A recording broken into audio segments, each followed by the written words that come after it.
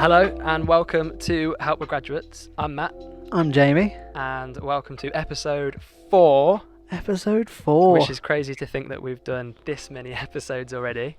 Yeah, time flies. Yeah, thank you for getting in touch and for listening and for subscribing and commenting and messaging us, because it really does help to hear what you have to say, because obviously we're just two people and we both studied the arts, so it's good to have other people's experiences. Yeah, shout out to everyone who's been getting in touch over this past week. We love to hear from you guys, so carry on doing that. And shout out to Matt for always opening these podcasts, because I never know what to say. So you always start off like, "Hi." I don't know if I said Help with Graduates or not. You're listening to Help, We Are Graduates. Anyway, even if I did or I didn't, welcome to the podcast. This episode, we are going to carry on talking a little bit about coronavirus. Yeah. And a little bit about graduating. Yep. But we're going to talk to my friend Joe. So Joe should be there. Can you hear us, Joe? Yeah, I'm there. How are you doing, guys? Yeah, we're good, thank you. So just give us a little bit of background as to sort of why, what you've done, what position you're in now, and why we've asked you on the podcast. So I did broadcast journalism at Salford, which is the same university you went to, Matt. And that's how we met, to be fair. And I graduated about 4 weeks ago now. I'm in London now because I decided during lockdown that I was going to change the direction in which I wanted my life to go. So I decided, you know what, while I can and while I'm still young, I want to move and go and try a brand new city. I still don't have a job. Oh my God. And I know. I saved up enough money to pay my first 3 months rent. And that is all the money I have. Jamie's looking at me like, how? How did you do that? And you're in London. So yeah, I had a bit of work during lockdown. I was quite fortunate that I got a small contract with to do some freelance presenting work for an education company. So I was working for them through lockdown. So I had a bit of money from them and a bit of savings, and I just threw all of that into my first 3 months rent. And I said to myself, look, I'm going to give myself 3 months to move to London, find a job, start fresh, and try and make this work. And if it doesn't work, then I've got to leave and move back in with my parents. Oh my God. Which is something that I really don't want to do. So that's my current situation. Whoa! Wow! Can I just say, well done, for taking that plunge. A lot of people would don't not say want anything yet because it's not paid off yet. So yeah, but still, what an experience! That's Yeah. crazy. A lot of people wouldn't take that plunge. So that's really good that you've done that. Thanks. And best of luck to you as well. Thank you very much. Thank you. One of the questions that we were going to ask you, I think, was what was it like for sort of finishing your degree during this coronavirus pandemic we've got going on at the moment? Like, what changed? Yeah, to say it was disappointing is a massive understatement. We realised that there was a day in which, we were all in uni, and that was the last time I saw those people. It was the last time I saw the people that I'd spent, 3 years pretty much working alongside, socialising alongside, and then boom. Did you know that was going to happen? Or was that just sort of like, did you just realise after you'd had that day that was what was going to happen? And that it was really, it was really sprung on us because we were in the period of time where we were working sort of in smaller lecture groups discussing our final projects, which obviously we had to do entirely during lockdown as well, which made things very difficult because we were, a news journalism course. So we kind of tried to have a think back over the last times that we saw all of the people on our course, my flatmate and I, and we realised that actually we had no idea. Obviously, at the time, we knew that coronavirus was happening, but it was just another country's problem at the time. Yeah. And then within a matter of days, and because obviously university days, we're not in 9 to 5 every day. We're only in once, maybe twice a week during that period of time. So there really was a case where I'd seen friends of mine in uni the Monday before, and then by the Friday, Saturday, universities announced that they were closing. And That's then we crazy. never saw each other again after that. That That's is so- so difficult to sort of comprehend. I That's think. so sad. And obviously, what you were saying about you were only in 2 days a week, a lot changed during the beginning of the pandemic, day to day. And you hit the nail on the head of what you said about it being another country's problem. That's exactly what we and Matt spoke about in episode 3. We didn't think it was going to come to this. Like, we still sit here now, like, did that really happen? Has this really happened? Yeah. So, but yeah, that's really interesting. You had so I'm guessing you had like a final project, and did that change? Because obviously you're in a creative course. Did you have to do an essay or? Well, yeah, absolutely. I mean, we're quite lucky on that course actually, because they gave us options, but regardless of whether there was a pandemic or not. The options for that course are you can either do a 10k dis online.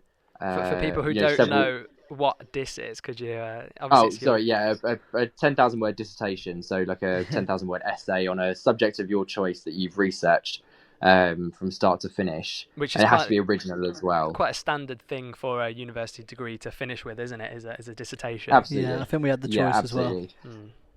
And then our other options were doing 4 large online news articles. And these were all news stories, that we had to have found ourselves. They had to be original, and we had to have done the journalism on everything from start to finish. So you had the dissertation, online, radio. You had to do 3 radio packages. Well, we know I love a bit of radio, don't we? Yeah, tell me about it. And then the other one was television. And I decided to stick to my guns. Television, I thought was my strong point. So writing certainly isn't. So I stuck with doing television, and we just kind of all came together and tried to figure out ways in which we could get around it. We were watching, Sky News all the time, seeing how they were dealing with it. And there was a period of time, at the height of lockdown, when everyone was working from home. There was one person in the Sky News studio, and they had all of their TV gallery staff working from home.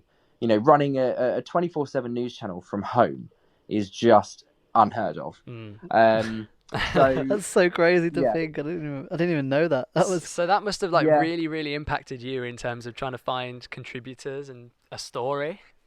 Well, we thought at first it was going to impact us negatively, but then it sounds so simple and really easy. But we just realised, well, everyone's at home.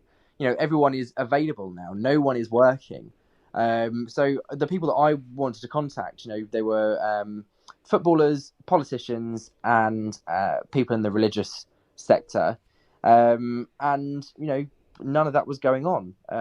So I very easily got in touch with the people that I needed to get in touch with. And they were all very willing to come forward and speak to me, because I think at that point in lockdown, it was the point where everyone was so bored and had nothing to do. People were literally, begging to be interviewed. Please give me something to do in my day. So I was quite fortunate in that sense. But on the other hand, it meant that we couldn't do any of the creative stuff we wanted to do. In my original plan, I had a 3-camera setup for an interview, for example, to do this news interview. And all of that just had to stop. And we had to record everything on Zoom, poor internet connections. And I was quite lucky that I had kit of my own. But loads of people on the course were not that fortunate to have their own kit. I filmed everything on iPhone. Oh, really? Or if they were unlucky, they had an Android. Which they may as well have filmed it on a potato. But it's and did they obviously they don't get marked down for that? The quality of the video. You'd think. But the marks actually became a lot more slack. They, for the dissertation, they made no exceptions. They said, we're not making any leniency adjustments to this. But for television and radio, they put in loads of leniency options. Radio, they said, you can still do it as, exactly the same. Yeah. Because audio is a little bit easier, isn't it? I suppose in terms of, because we're just sat in my garden recording this with a couple of microphones on my laptop. So you're obviously applying for jobs while you're out in London. So I was applying for jobs before I moved here, for sure, and I'm still applying now. I mean, I had an interview just yesterday, but that was for a job that I applied for 3 months ago. Right. So I think people really underestimate the length of the interview process, especially for large companies. Yeah. I've applied for jobs. Sorry, would you say Go that on. the coronavirus has sort of had a part to play in that, in terms of the fact that everything's online, or did you have a face-to-face interview, or was it online? I had a face-to-face interview yesterday, Okay. only because I think it was a social distancing interview. So we didn't shake hands or anything. We touched elbows and then sat a meter apart from each other and That had must this have been so interview. awkward. That's so funny. It was because I instinctively always want to give people a handshake. Yeah. Because I think it's the polite thing to do. So I always put my hand out first and then sort of forget. It's like Prince Charles when handshaking first stopped. He went to every event and kept going to shake people's hands, and they were like, nope. Yeah. But yeah, so I think people really underestimate the length of the process, but I don't think coronavirus has had an effect on that. Interview processes have always taken so long. You apply for a job 4 or 5 months ago, and then they get back to you, months later. Yeah. I think that's just the way it is, which is unfortunate because, when people are applying for jobs, they're probably applying because they need them pretty darn soonish. But I think coronavirus was probably delayed the process a little bit, but not enough for it to make a massive difference. Okay. So one of the questions I was going to have for you was, do you think that moving to a big city, obviously like London, I mean, I know there's loads of opportunities in London, was like a sort of necessity to what you want to do in the long run?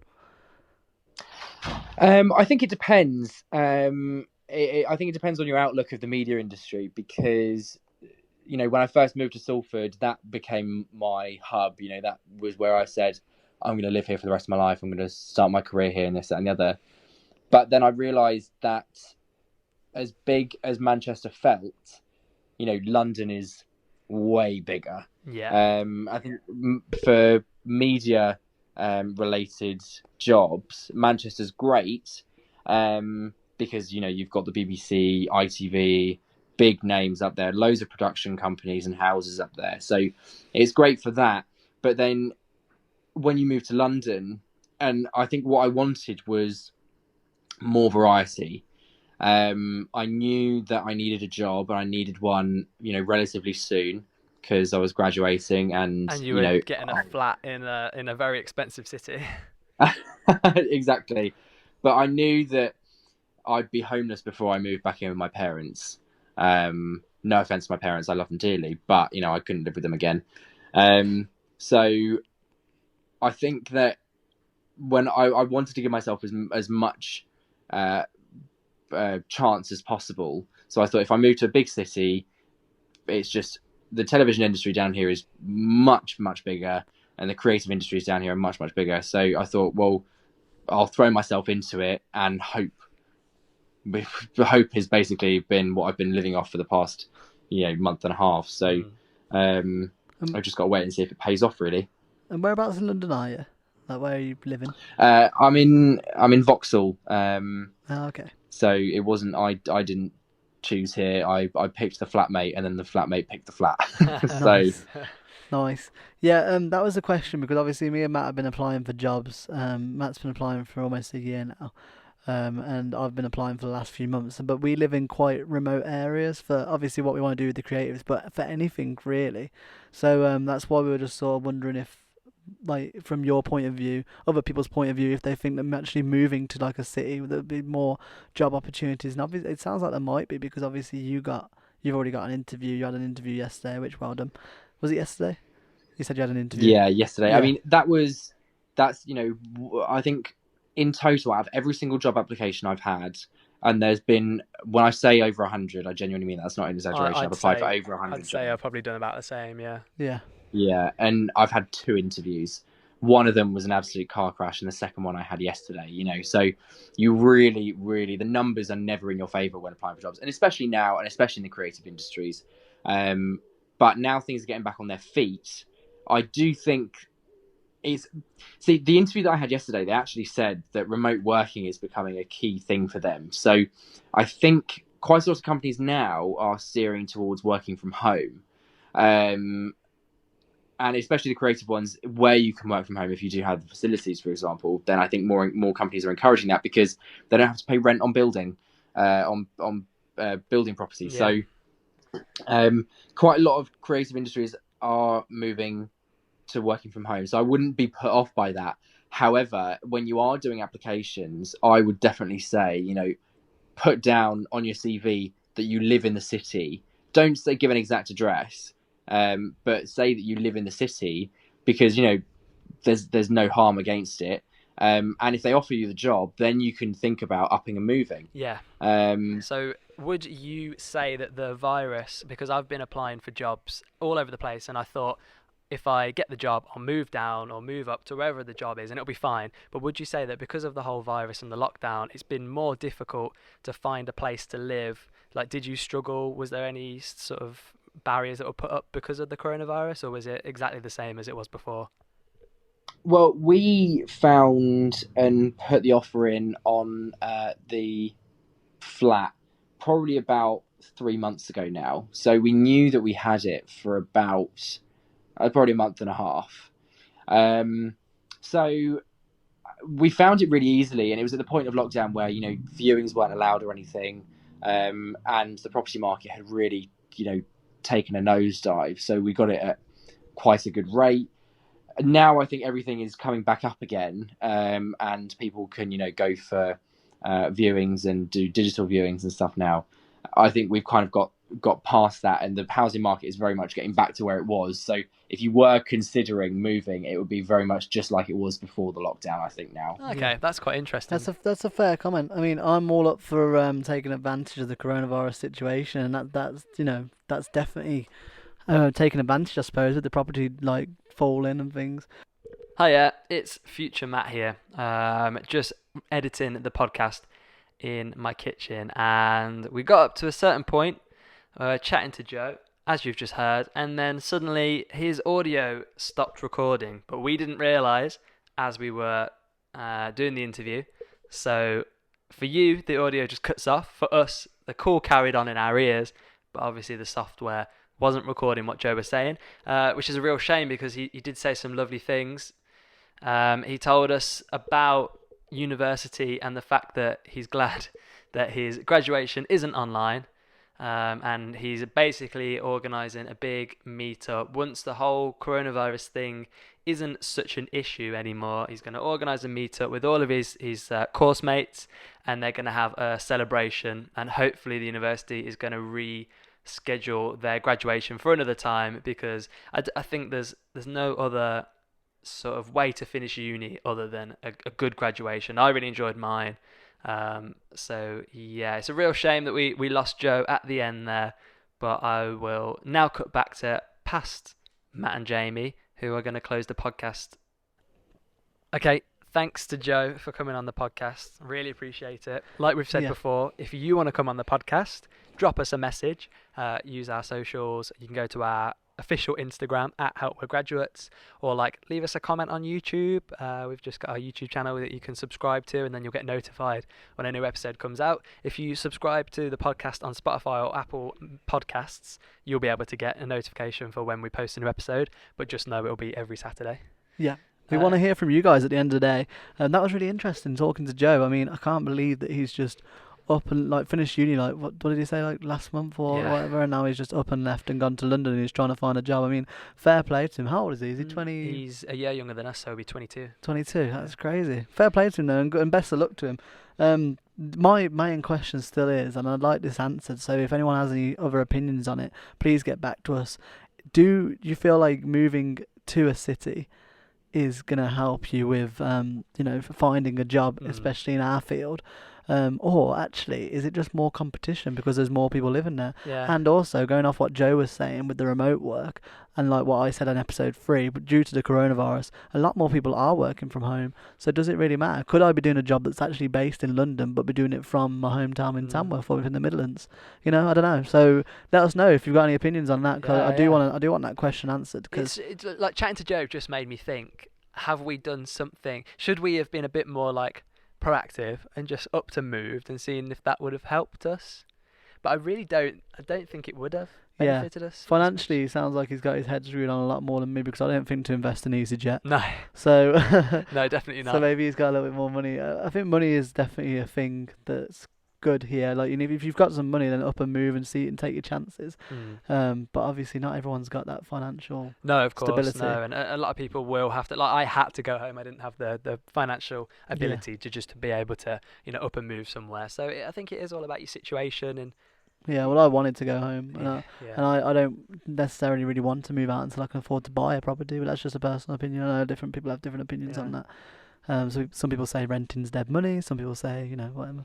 But I don't know. It's really interesting though. Like I feel like maybe we should just up it. If it comes back and everyone says, yeah, you should just up and move, I'm just going to up and move. Yeah, we'll just do it. We'll find somewhere, find a flat like Joe did, and we'll just move in. And in London. We'll take all our friends with us. I'm sure they'd love to. Split the rent 6 ways, easy, cheap. No. 6 ways, 1-bedroom apartment. We'll all have a little bed. In the outskirts of London because we can't afford the centre still. Yeah. Literally next to the M25. Yeah. Cool. Well, big thanks to Joe. Really, really appreciate it. And like we said, if you want to come on, drop us a message. And we'll see about getting you on because it'll be really nice just to get other people's points of view. And if you want to talk about something we've spoken about before, or you want to talk about a completely different subject, then just let us know. I mean, we're going to try and take this away from just being about graduating and more into sort of before uni, during uni. Hopefully soon we'll get a job and we'll be able to talk about that. Yeah. So we want to hear like everything that you've got to say, basically. Yeah, we've shared a lot of our personal experiences, but like we've always said from day one, everyone's got different experiences, different opinions on things. So it'd be really interesting to get more people on the show. I know we've talked about getting people on the show that didn't actually go to uni, as in move to uni, sorry. They went to uni, but they didn't move there. Yep. So they commuted from home, and how their experience was different and how they looked at life beyond uni because they never actually moved out in the first place. Yeah. I know a lot of people who did move out had the idea in their head, I think you were included, that you weren't sort of going home at that point. You're like, that's it now, I've moved out, I'm my own person, whereas I was always like, I'm moving out for uni, but I'm definitely coming back.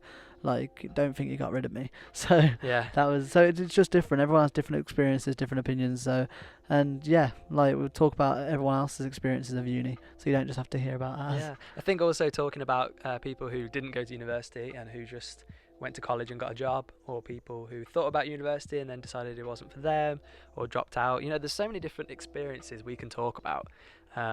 It'd be really good to get them on in the next episode. But this episode 4, has basically been talking to a recent graduate, and so maybe the next episode we can talk to someone who graduated a few years ago. Yeah. We'll have to do some mooching around and let you know who's coming on episode 5. Awesome. So I'm Matt. I'm Jamie. And you've been listening to Help with Graduates, and we'll see you next week for another episode. Yeah, episode 5. It's going to be crazy. I can't believe we've done 4 episodes already. Yeah. See you guys soon. See you later.